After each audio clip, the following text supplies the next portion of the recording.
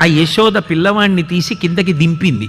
గొప్ప రాక్షస సంహారం జరగాలి, లోకానికి ఒక పాఠం చెప్పాలి పరమాత్మ. సుడి ఎరుగని హరిసుడివడ సుడిగాలి తరంగు రక్కసుడు విసిరెడి ఆ సుడిగాలి ధూళి కందుల సుడివడ గోపకులు బెదరి సుడివడిరదిపా అన్నారు పోతన గారు. వస్తున్నది సుడిగాలి కదూ, అందుకని పద్యం తిరిగింది అలాగే. ఎక్కడి నుంచి వచ్చాడో తృణావర్తుడు అని ఒక రాక్షసుడు కంసుని పరుపున వచ్చాడు. వచ్చి ఆయన సుడిగాలి రూపంలో వచ్చాడు. ఆ పిల్లవాడిని అక్కడ పెట్టింది కదూ, వేగం పుంజుకున్నాడు. ఆయన వచ్చిందే కృష్ణ పరమాత్మని సంహరించాలని. మరి ఎక్కడో పుట్టి పెరుగుతున్నాడు అని చెప్పింది కదా ఆ యోగమాయ. తెంపరివై బొరింబొరిని దేవకి బిడ్డల చిన్ని కుర్రలం చంపితి వింకనైన ఉపశాంతి వహింపక రాల మీద నన్నొంపితి విసిరో ఇది బిరమే.